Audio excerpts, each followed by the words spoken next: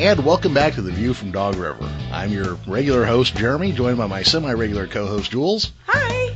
And we are talking to, the star of Patterson's Wager, and you may know him as Hank Yarbo from Corner Gas. We're talking to Fed Ewanuick. How you doing, Fred? I'm doing good. How you doing? Doing well. Thank you for asking, and thank you for taking the time to come back on. I really appreciate it. Thanks for the invite. Yeah. First off, I did receive my signed copy of Patterson's Wager. Oh, nice. Let me say the award-winning Patterson's Wager. Yeah. Yeah. Hey, Yeah. Not so bad, eh? No, now we own it digitally and on DVD, so. And Jeremy makes every effort to show it to anyone who will stay in our house for a couple of hours at a time. Have you seen Patterson's Wager? Yeah. Have a seat. Oh, no. I hope they enjoy it a bit. I think so, enjoyment, yeah. Because I think when we first spoke to you last July, I believe, I don't think we had seen it yet, though we had watched every Nickelodeon movie you had made. No, but I was deeply in my young Triffy phase. That's right. Oh my gosh, that's twice. right. Yeah. You're probably the only American that's ever seen that movie. Yeah, but it's also a fantastic movie. I guess I need to send you that one to get it signed too. Well, sure. Yeah. We'll figure something out. We'll get something put together. Yeah. I do have to tell you, I know a Canadian filmmaker. I'm not going to name names. Okay. And you may are they in witness protection? Well, you may or may not have worked with them in a movie that may or may not. Don't say his name. Oh, okay. Sorry, I didn't say. Yeah, who may or may not have been a movie that involved a Bigfoot type thing at some point. Yeah. Who confided in me recently that he's never seen an episode of Corner Gas. Now, that being said. Yeah. Is that enough to get his citizenship taken away? No, of course not. If people are entitled to their likes and dislikes, and Corner Gas, it was widely popular, but it only had an average audience of 1.5 million or so, which is a lot in Canada.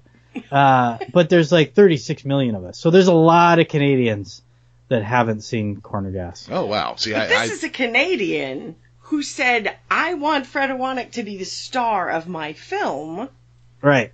Yeah. But I think he was judging me from some TELUS, phone commercial that I did 15 years ago. Oh, okay. Well, then that makes sense, because I was curious how that happened then. Oh, no, actually, You know what he said? I remember he told me he saw an interview I did what was the name of the show? I forget the name. There was a local talk show that I was on, and he saw that, and he was like, yeah, that guy would be good. Oh, there you go. Yeah. Has he done some acting before? Yeah, he's done a little bit. Oh, okay. Yeah, sure. He looks the part. Yeah. Yeah, he looks the part. Yeah. Well, tell me you at least had fun making the movie Patterson's Wager. Oh, no, I had a great time. It was when so Alex O'Hare, I've known him for a long time, just from seeing each other at auditions and stuff. It's kind of a small community in Vancouver. Mm-hmm. It's quite a bit bigger now, so I've known Alex a long time, and he's good friends with Corbin. And so he approached me and he said, hey, my friend's doing this, next to no budget movie. Would you be interested? And I read it, and the script was really cool. I got it right away. And when I first read it, I kept thinking about the Duplass brothers. I was just thinking, this would be a great Duplass brothers film. And do you know the Duplass brothers? Not by name. I'm missing that reference. Okay. They do, but they what was the I think they did the comfy chair and Baghead and the comfy chair. Yeah, so yes. Those guys, and then he one of the I always get the Duplass brothers mixed up. I think it was Mark Duplass. I can't remember which one was in Safety Not Guaranteed. Yes. Did you see that? Yes. Yeah. So and I know that's not technically a Duplass brothers film, but I was thinking that those are instantly the types of movies I was thinking in terms of tone. So when I met with Corbin, immediately we started talking about it. We had the exact his vision of it was exactly my first instinct for it. So Nice. It was I was really looking forward to it. It was a type of movie I really enjoy watching, and I don't get that many opportunities to be in movies like that. So I was really excited about it. So yes, it was fun. No, that's good because I don't want to step on your lines while you're talking there, but no, you should cut me off because every once in a while, if you're like, I think Fred's going off topic, you should probably go, Fred. The question was, oh yeah, right, thanks, yeah, yeah, it was fun. Yeah, well, I love that movie. It's a great movie. It is a hard one to pitch to people. That's the one issue I've ran into with it. Because this movie's about this sentence right here. It's a little tricky. Yeah, it is. It is a tough one, and it's kind of one of those ones. And you can't really pitch it because if you don't want to give it away either. Exactly. Right. Yeah. Yeah, because it's had a tough time getting into it had a tough time getting into local film festivals. When I say local, I mean Canadian. Like, it couldn't get into Toronto, it didn't get into Vancouver. And I think Corbin and I talked about it a lot, and I think it's because it's a nice film. Like, it's not. It is. It's not. Yeah, it's not like blowing anybody's mind. It's not. It's not controversial. It's just at the end of it, you kind of go, oh, that was nice, and you feel good, which I like. I think that's a good thing. Yeah, I rarely walk away from a movie and like, that's a really sweet movie. It was just really lovely and sweet in that way, and that you don't get that very much anymore. Especially without being saccharine and right. weird, Well, saccharine isn't sweet. Yeah, saccharine. Yeah. Oh, that was too sappy or syrupy. This wasn't that. This was sweet, and it was just this lovely little thing that, I don't know, you don't get that so much anymore. They play too much one direction or the other, and so I really loved it and didn't see where it was going until it's almost there, and you're like, oh, yes! It's a lovely that's good. Moment. Oh, yeah. That's great. Well, I'm glad it wasn't ruined for you, and I think it's one of those films that if it ever got on like Netflix or people would come across it and just kind of go, oh, I'll check this out, and then by the end of it, hopefully they have the same reaction you did. Right. Yeah, I think so. Yeah. Okay, so we're gonna get into a couple, a cool thing and then two sad things real quick here to kind of set them up. Okay. 2016 was kind of a, how do the French say that? Terrible year. Terrible. That's it. Yeah. I mean, in general, but also for Corner Gas fans, the Ruby in the Corner Gas building came down in November. Yeah. And also we specifically, you guys very specifically, we lost Janet Wright, who played Emma for, up until the movie came out. And for those of us who know her through Corner Gas, she will always be Emma. Yeah. Mm-hmm. So, but then right at the start of 2017, we actually get some good news that Corner Gas is kind of coming back as an animated series. Which is super exciting. Not kinda. It is. But we have questions. Yeah. Okay. All right. So the first one, and if you don't know, it's fine to say, but the first one I got was, because when I put it on Reddit, people asked me like I would know, but are Americans going to be able to watch it? Have you heard of anything yet? See, that wasn't my first question. Oh. My first question is, we've had a huge loss. How do we broach Emma? Because it's not Corner Gas without Emma, and how do you have Emma without Janet? Well, it's kind of I can tell you because it's funny. It was just officially announced today, so I'm actually allowed to talk about it now. Perfect. So this is like perfect timing. Like, this was just sent out today, press release. I mean, we've known for a little while, but it's a sad sort of happy. It's been dealt with the best possible way I think it could possibly be, because you're right, you can't, and nobody was trying to replace Janet because you can't. Right. If anybody, Janet is one of those people that even if she comes into your life for 5 minutes, she's changed your life. So it was obviously very tough. Her husband, Bruce, actually suggested a person to replace her, to Brent, and it was a very good friend of Janet's and Bruce, her husband's, and so he suggested her to Brent, and so they put her in the mix for auditioning, and she was hands down everybody's favorite. So this the woman's name is Corinne Kozlow, and she's I haven't had the pleasure to meet her in person. I've only gotten to to hear her voice through the world of electronics. And in the first record, we recorded one episode, just the voice, obviously. They haven't done the animation yet. And I'm not going to lie, she's not Janet, but she's got Emma. Like, there was times where we were, some of us were in Vancouver, and I would turn to Nancy when Corinne would say a line, I would just be like, oh my God, that's like, it's giving me shivers. It just seems like Emma. I like that. So, that's good. Yeah. So it's a really, really close friend of Janet's that has taken the reins, and she's fantastic. And it's obviously not going to be the same because it's not Janet, but it's going to be, Emma's going to live on, and it's fantastic. And she's just, there literally are times where I'm like, oh my God, you just close your eyes and it's just, oh my God, that's Emma. Nice. That was going to be the second part of my question. No, I know it was going to be the second part of your question, but I wanted that part first. No, that was the part I was worried about first.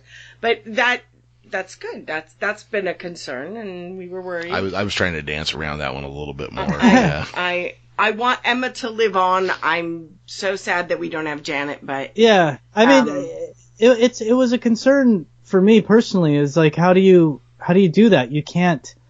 How are you ever going to replace Janet? Right. And the answer is you're not. You're just not. So, but it's such a. It's so weird talking about it because it's still not having. It's still weird to even say that Janet's not with us, right? In the physical sense, but I feel this is exactly how Janet would have wanted it to go. I know it is because Bruce has said as much. They were great friends, and it just couldn't have happened in a better way. Now, I don't know if you can tell us, when did you guys first get word that there was work on an animated series? I mean, can you let us know, or is that still kind of hidden? No, I think I just can't really remember when he came to it. We did a demo quite a few months ago. When did we do that? It was quite a while ago. We did a little demo, and the demo was really funny. And so they shopped that around for months and months, and then I kind of forgot about it, to be honest. And then obviously they gave us the news. We recorded. Geez, when did we get the news? Like November, I think. Mm-hmm. In November, we got the official news, and then we started recording last week. We've recorded the first episode. Oh wow! So exciting. Well, see, we've kind of gotten to be friendly with Michelle Sponigal, who wrote the the Tales from Dog River and Dog River Confidential. So when there is Corner Gas news, I usually get an email from her like 5 o'clock my time. Saying, oh, nice. Hey, yeah. So, no, it's been really cool. But that was how I found out about Corner Gas and the Ruby's building coming down, Janet passing away, and the animated series were all emails roughly at 5 a.m. on the days they were announced. Good and bad, all yeah, all. Well, I got to her third email. The third email I got from her that I saw was an early time of day. I'm like, oh no, what now? But it was good news. But it was the good news. It was the animated series that nice. time. Yeah. So after so much time, is it a little? What's it feel like to slip back into the role of Hank for you? It feels great. Okay. It's like, I realized that I've lost my sort of, I don't know if you'd say Canadian drawl. Like it was, when I heard the demo, I was like, oh, that doesn't sound like Hank to me. But so it might take me a little bit to get back into the groove of Hank, but it's awesome. Like I said it on a number of occasions. Like I'll be Hank as long as people will let me be Hank. He's like he's got to be my most favorite character I've played, just for pure fun. Like I love being an idiot. Oh, that's honestly that kind of goofy, oddball, dim-witted humor idiot. is we have like idiots who are just like, but he's just like, head noogie maybe from Wanda, but still lovable. I hope so. I think so. Yeah. I was just going to add, just had a question that popped right out of my head as soon as it popped in. Can I suggest, though, if you ever get a desire to write a poetry book, it should be named, well, hold on. It should be named I Am Not Hank by Fed Ewanuick, and it should look like a photograph that Leonard Nimoy used on the cover of I Am Not Spock. Oh. Yes. I think you might be onto something there. I think so. I have. That sounds like my retirement fund right there. I have flashes of brilliance from time to time. Not very often, but from time to time. What was it? Oh, I wanted my, I was thinking that might be better than what I always thought if I did like a biography or something, autobiography, I would name it, I Know You're Dying, but can we talk about me for a second? That's a good Something one. like that. Yeah, I thought that would be good. Somebody might steal it, and that'd be okay, because I guarantee I'll never write an autobiography. Well, maybe you can write an unauthorized autobiography. An unauthorized biography by me. Yeah. Somebody must have done that. Did you? I haven't read it yet. Authorize this. I don't read books if there's not a lot of pictures. But I might get the one with Norm Macdonald's book. Sounds amazing. His not biography one. I can't remember. You know what? I haven't even heard about that one that I remember just yet. No. Now I have to look. Oh, you got to look, because it's essentially, I think he's. Well, I haven't read it yet, but I'm gonna break out of my not reading books thing and read this, because one, I love Norm Macdonald is one of the funniest people on the planet in my books, and two, it just sounds like it would just be awesome that I always wanted to do that, something like that, an autobiography that's just made up. It's just like. Oh yeah, I think that's always brilliant to me. Yeah, absolutely. It would be way more interesting than my actual autobiography. Yeah, who was the guy that did the Gong Show? And then he wrote the whole story about himself, where nobody knows if it's true or not to this day. Yeah, he claims he was an assassin for the American government. Oh, right. Yeah, they made the movie with Sam Rockwell. Yes, yes, they did. Oh, well, yeah, darn, what was his name? I can't think of his name. I can't think of the movie. Chuck Barris? Oh. No. That sounds right. I can kind of see the guy's face when I think of it, but I can't. I don't have my Googler. But to me, the idea of writing a completely fake biography is always hilarious. Lenny Bruce did that too, I believe. Did he? I think so. Fred, I'd have to go back and check specifically, but I believe the book he wrote about himself was fake. Right. Yeah. That's awesome. Was it Chuck Barris? No. Chuck Barris is what keeps jumping out at me. Yeah. Yeah. Don't make me go and get my phone. No, don't do that. If you're listening to this, you can Google it yourselves and go write it in the comments for us so we can solve this mystery. Yeah, exactly. Why are you listeners being so lazy making us do all the research? So when do we think we're going to see this animated series? Well, it probably won't air till like early 2018. Okay. So about a year. Just about a year, I would say. They got animated, obviously, and then, it's going to air first on Comedy Network. And then after that, I don't know. So you asked, actually, if it was going to be in the States.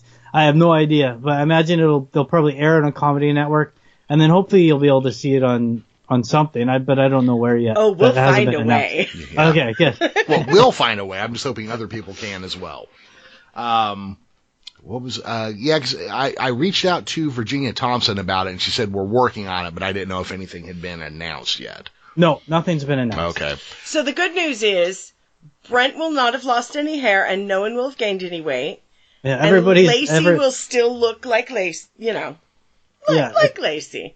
Yeah, we're all in our mid to late 20s and no wrinkles. This is what do they call it? It's corner gas, the junior college years. Oh yeah. Hey, that's not a bad idea. Yeah. We could do the Degrassi years of corner gas. Exactly. Yeah. Yeah. Oh man, we got to do that. Yeah. So Oscar's now the janitor, the angry janitor at the school, right? Right. He runs a concession stand. And Emma's the lunch lady, teacher, principal. Why am I getting flashes of you can't do that on television hearing this, though? I don't know. Yeah. Let's do it. Let's do it now. Yeah. I should be the head of a network. I'd be coming up all these great shows. Yeah. You should be the head of a network. How hard is that to do up there? Yeah. What do you got to take in school to be the head of a network? I don't know. I got $50 to invest, though. You think we can do something? $50? Yeah. Wow. Yeah, we should be able to do something like that. Well, Get a camera. Check this out. $50 American too. So that's like. Oh, yeah. That's like, what, $53 Canadian? Might be more than that now. It might be. Who knows? Yeah. Yeah, but it's like $12 in like UK. Oh, yeah, 12 GB pounds, yeah. Is it that much? No, it's not that bad. No, but there's a fairly a Brit heavy exchange rate right now. Yeah. Right. Yeah. Well, if you go to like Uruguay or something, that's got to be like $1,000, right? You would think. How many cameras could I buy for 1,000 Uruguayan dollars? Is that what they're called? Uruguayan dollars? How many Uruguayan dollars can I get for this? This one made in the USA dollar. I don't care how many Honduran children beat seals to death. How much can I get for my one US dollar that's made out of thin air? What can I get for this? It's only, I printed it this morning. It's just fine, I tell you. I don't know. There's a hairy crack in it. Had to go back to that one. Only thing better than like getting to talk to Fed Ewanuick is to get to make corner gas jokes. Here's the problem. Half those jokes go over his head. We watch it more than he does. We watch it more than he does. Yeah, you do. I guarantee you know more than I do. Oh, God. I feel like that time William Shatner told everybody quit being a bunch of losers. Oh, my gosh. Yeah. So, Fred, I guess one of the questions I had, and I think it's been answered, but just so we have it on record, what I heard was this animated series takes place in season 2 of the TV show. Is that right, or roughly right? No, this is all new stuff. So it's I know it's new, but timeline wise, yeah. Well, that's kind of news to me. I mean, if maybe you got a little inside scoop, but I thought that it was a quote from Brent on it could be. Twitter. That's where he was kind of placing it in time. But oh, okay. Maybe that's just when he. Yeah, okay, I gotcha. Yeah. But as far as we know, it's like in terms of the world and the age of the characters and all that. Is that what you're talking about? Yes, exactly. All right. Okay, that makes sense. Yeah, because I look like I'm 30 again, which is great. That's fantastic. Like cartoon version of me. But yeah. Well, because I figure also that way they can draw Brent with more hair, so that's got to be helpful for him. Yeah. If they go back to that point. And yeah, everybody looks younger, so you save money on ink. You made that joke. You did, but I made it better. You don't get to make it again. You made it better. I did. I tried to anyways. Stop fighting. Are we fighting? Stop upstaging me. It's okay. Mommy and Daddy are fighting, but always well. So they're doing 13 episodes this season. Yeah. And as far as you know, they're all written and ready to go. I mean, not kind of... Well, I think they're still kind of tweaking.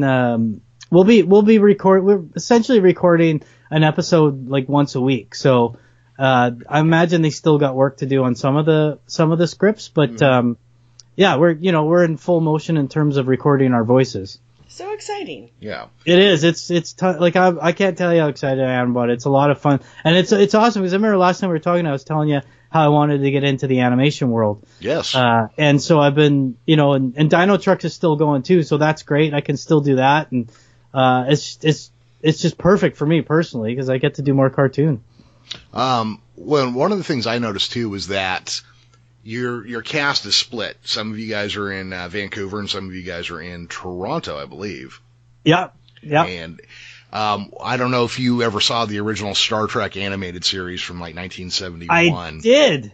Okay. It popped up on Netflix, and I was like, "What is this?" Yeah. And it is awesome. How they didn't do like another 10 seasons of that? I'm choked because it's maybe you guys think it's stupid. I love it. Well, there are episodes of it I love, but what I found out, and I don't know how true it is, but one of the things I heard was that everybody recorded that in a different studio, so nobody worked with anybody.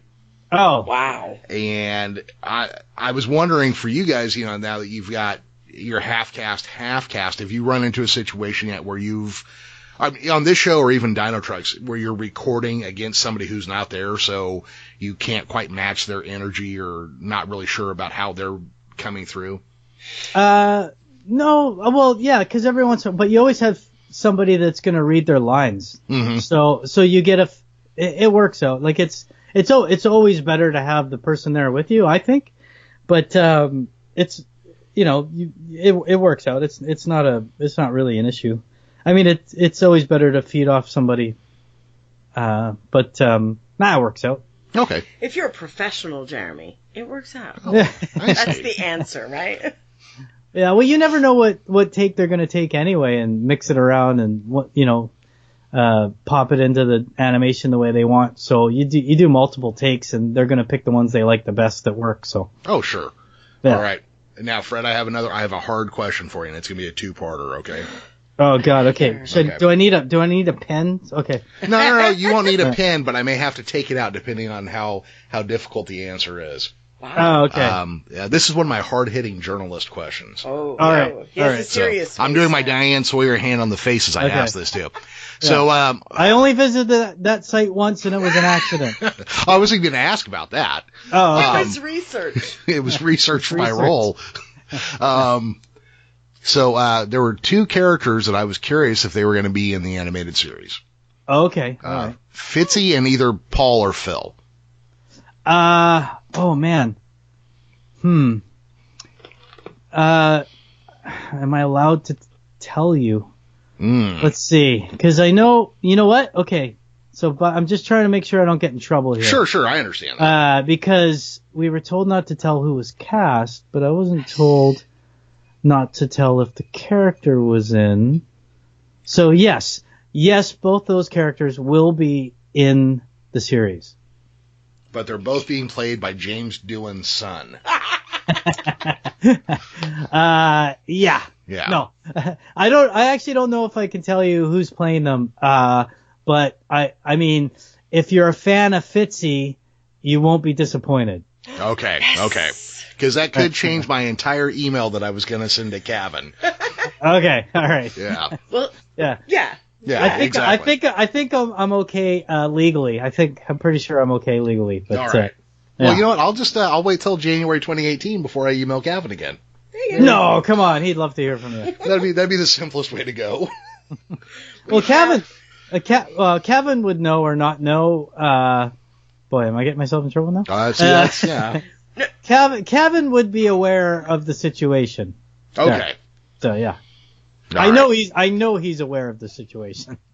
Okay. Well, I just, I didn't want to be like, shoot and eat. Well, you know what? I probably shouldn't beat this up anymore. No, moving along. Yeah. So if Fred, pescatarianism, Jeremy. No, I was going to ask about Bigfoot next. Oh, okay. Because all he wants to do is eat was that fish Bigfoot in the back? nothing. Yeah, it might have been. That could have been a Saskatchewan Bigfoot. I was going to say something else. Sasquatch was the word I was shooting for. Yeah, they're smaller in Saskatchewan because they have to hide in the canola fields. There's nothing to get behind. Yeah. Right on. So I guess we should probably go ahead and start wrapping up. Fred, what else are you working on that you can tell us about, if anything? Well, there's a movie that I was in, a comedy called 3017. I'm not sure the exact release date, but we finished shooting that in the last summer, and I know they're kind of gearing up to do some kind of release for that, so keep your eyes out for that. Still doing Dino Trucks. We're waiting to hear if they do a 4th season. I hope they do, because I love that show. I love working on that show. And then of course Corner Gas Animated, and then I'm working on a couple of my own scripts and projects, and hopefully one that we're getting some development dollars for. Hopefully that will be in the works later in the spring. Oh, awesome. And I guess I might as well ask about, last time we talked, you had 2 kind of micro pilots that you had worked on for, what was that? Tell us. Well, the one was Brewstars. Yes. And it's funny because I just went out for a beer with Ryan, the creator, director, and he's like, "Hey man, like, do you want to make more of those?" And I'm like, "Yeah, I want to make more of those." So we're there's that Saskatchewan Bigfoot again. One of them Saskatchewan Sasquatches. Yeah. I guess they'd be Littlefoots. Yeah. And then Going for Broke is being shopped around as we speak, and they've picked up a production company that's on board, and there's a small chance that I may get recast, but I'm trying to convince them otherwise. We'll see if we can get a network interested in or not. Wow. Yeah. So they're still at least out there in some form of consideration then. Yeah, they're still breathing. There's still life, and we recut a little like a sizzle reel for Going for Broke, and it's really good. I think it's got potential. Yeah. I'm not going to say which one I liked better, but the one where you play a golf pro I liked quite a bit. Yay! Oh, good. Yeah. That's Going for Broke, so that's good. Yeah. Well, I wasn't going to point fingers, though, you know? No, that's good. But, everybody has their tastes. And yeah, exactly. Yeah. All right. Well, I think that does it. Jules, you got anything else to close out with? I think we're good. I think I've said too much. Said too much? Oh, okay. Well, it was a pleasure. Thanks for giving me a buzz again. It's nice talking to you guys. Oh, yeah. Well, thank you for coming back on. I hope I can bother you at least once a year. Oh, you can bug me whenever you want. Fantastic. All right. Well, everybody, you can catch us at Corner Gas online, and you can find us on iTunes, Stitcher, Spreaker, SoundCloud, Google Play, and on Blog Talk Radio, and we will see you all soon.